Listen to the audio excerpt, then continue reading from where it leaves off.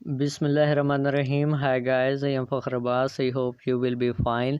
And today we are going to discuss about modes of presentation, and we can also say that types of presentation. So it is our fourth class of communication and presentation skill. So let's we start our video without wastage of time.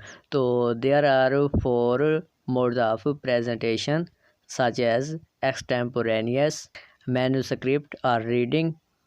Third one is impromptu, and fourth one is memorization. So let's we discuss them one by one. Extemporaneous. First one is extemporaneous. It is a popular mode of presentation. It is effective mode of presentation. In it there is no need of reading each word. It provides a lot time for preparation of presentation. तो सबसे पहले है एक्सटेम्पोरेनियस।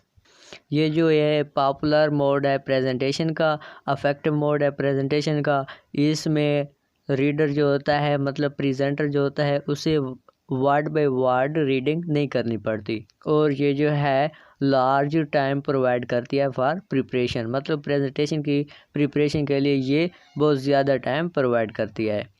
इसके बाद दूसरा जो mode है वो है मैन्युस्क्रिप्ट और reading. In it there is just reading. Its advantage is that 100% result available. Its disadvantage is that there is loss of non-verbally communication.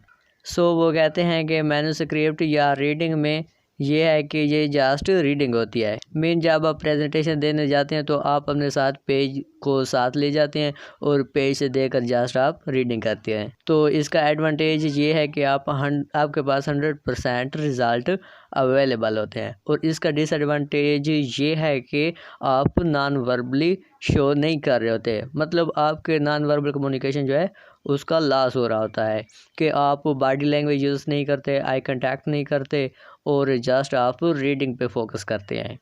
इसके बाद तीसरा मोड है प्रेजेंटेशन का इम्प्रम्प्टू। इम्प्रम्प्टू का sometimes there is sudden calling for presentation, that time when you are not ready to give presentation.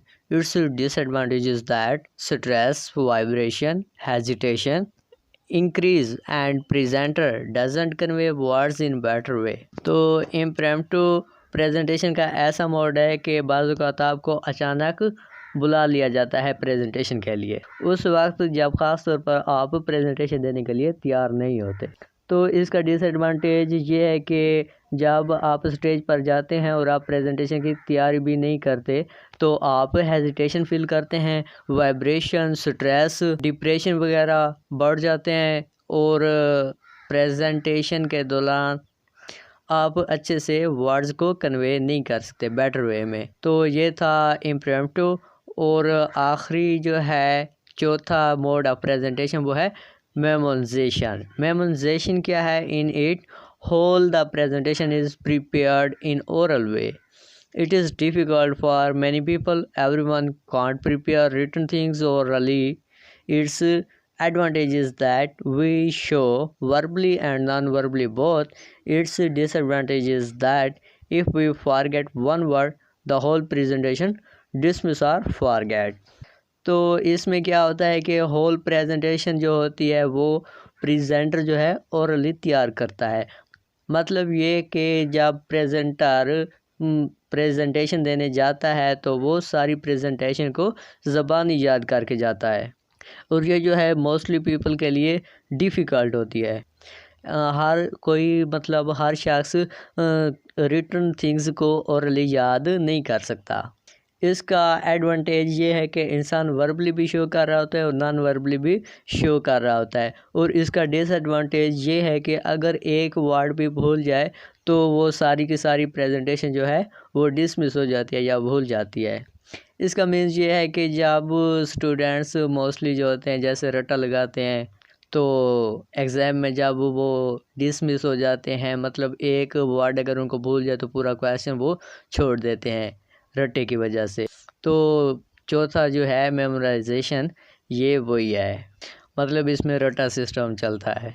तो I hope आपको समझ आ गई होगी। अगर फिर भी कोई क्वेश्चन हो तो आप कमेंट बॉक्स में पूछ। और इस वीडियो के डिस्क्रिप्शन में हमने प्लेलिस्ट की लिंक दी हुई है, तो आप उसको ओपन करके कम्युनिकेशन और प्रेजेंटेशन स्किल के मुकम्मल आउटलाइन के वीडियोस आप देख सकते हैं। तो अब तक के लिए अल्लाह हाफ़िज़, मिलते हैं अपनी नेक्स्ट वीडियो में।